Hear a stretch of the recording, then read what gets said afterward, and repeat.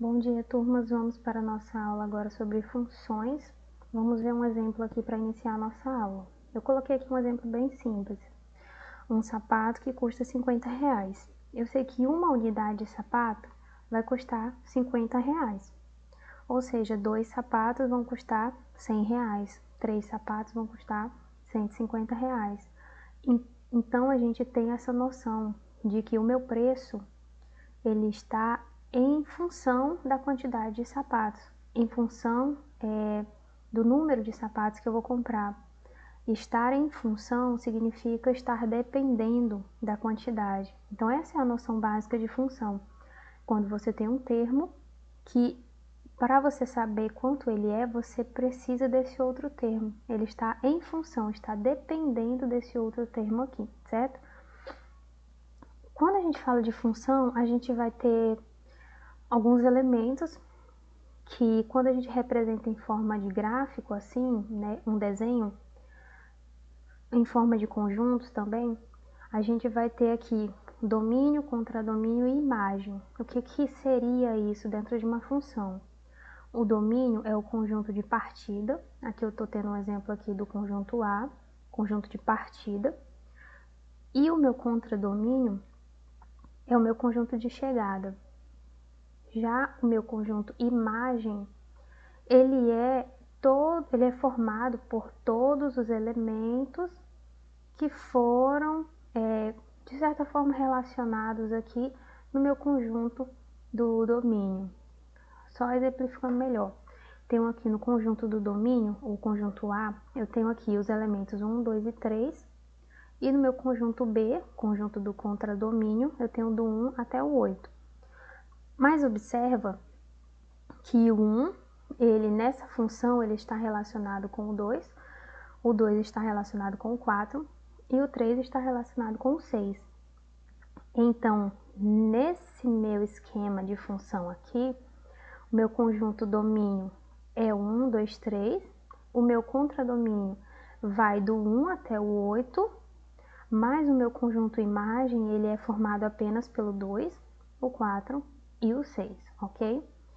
Tem algumas regrinhas também para que você, olhando esses conjuntos, você saiba dizer se é uma função ou não.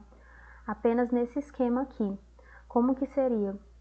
Se você olha para esse conjunto, que é o conjunto de partida, o conjunto domínio, e você observa que tem pelo menos um elemento que não está se relacionando com outro elemento, não é uma função.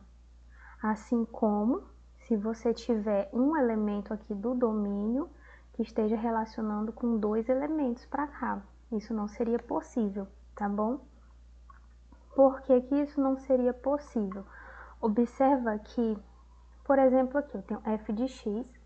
Toda vez que a gente fala de função, a gente tem essa representação. F é a função que relaciona os elementos de x, né? Os elementos x, na verdade.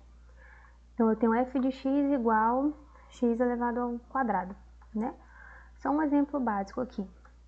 Se eu colocar aqui, por exemplo, o meu x como sendo 2, eu vou colocar f de 2 vai ser igual a 2 elevado ao quadrado. 2 elevado ao quadrado é igual a 4.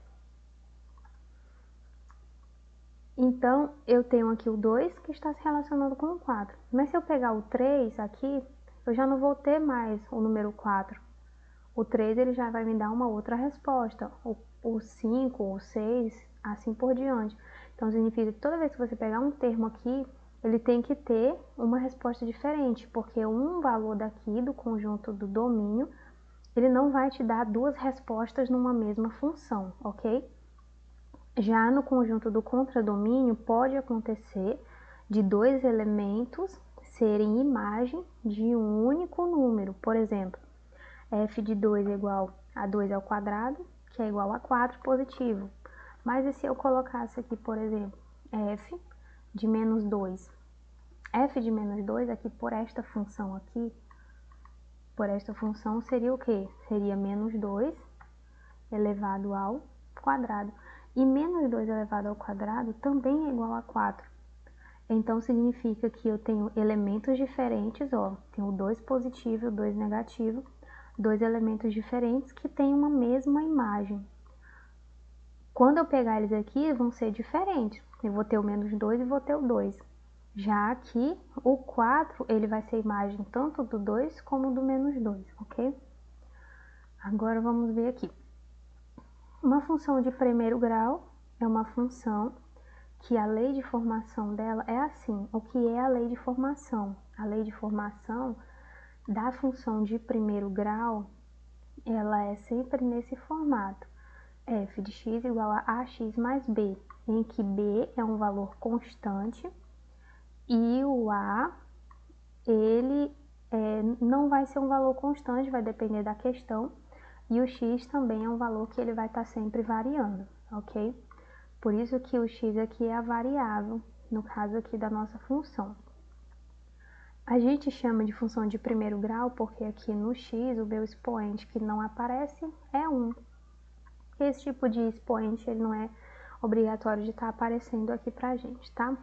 Vamos aqui para o exemplo do exercício de vocês.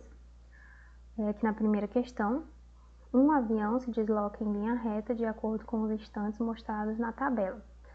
Ó, quando aqui eu tenho tempo em horas e eu tenho a distância em quilômetros, ou seja, quando fez 1 hora de trajeto, ele percorreu 800 quilômetros. 2 horas, 1.600, 3 horas, 2.400 e assim por diante. E ele quer uma fórmula que relacione essas duas incógnitas aqui, essas duas grandezas aqui. Aqui eu tenho uma função do primeiro grau, mas a gente vai ver se neste caso a gente tem uma função do primeiro grau, pode ser que não seja. Por exemplo, aqui eu tenho a cada 1 hora 800 quilômetros.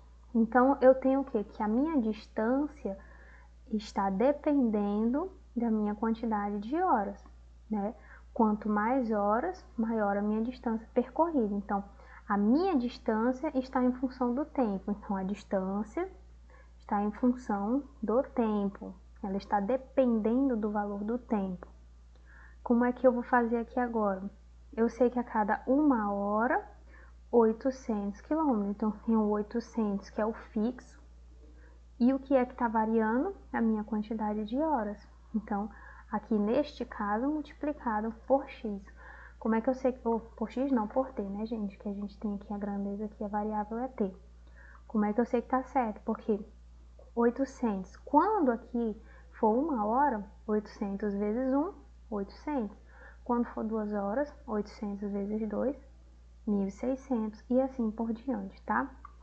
Aqui na letra B, ele vai perguntar assim, determine a distância que o avião terá percorrido após 8 horas de viagem. Se for 8 horas de viagem, aqui você vai apenas substituir pelo número 8, porque aqui você já sabe que é 800 multiplicado pela quantidade de horas. Aqui nessa outra questão que eu tirei o enunciado, é aquela regrinha para vocês irem analisando conforme aquilo que eu expliquei. Por exemplo, como é que eu sei que isso aqui é uma função? Olha, todos os elementos do conjunto de partida estão se relacionando com algum outro elemento, ok?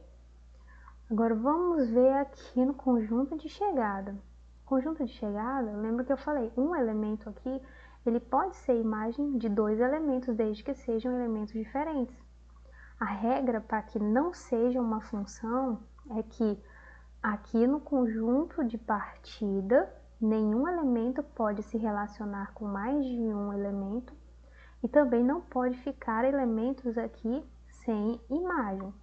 Aqui na B, ó, eu já sei que não é uma função, porque o 0 está se relacionando com o menos 4 e o menos 2, e não pode, ok? Aqui na letra C é função também, ó, porque aqui eu tenho todos os elementos se relacionando com algum elemento daqui, e elementos diferentes estão tendo cada um a sua imagem aqui no lugar. Aqui o menos 1 pode ser imagem tanto do 2 como do menos 1 aqui também, tranquilamente.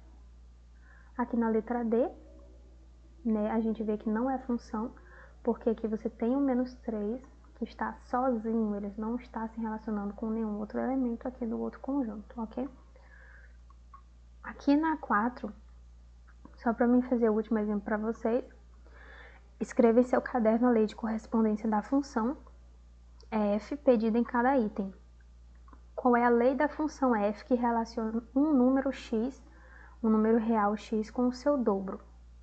Aqui está falando f, que relaciona um número real x com o seu dobro.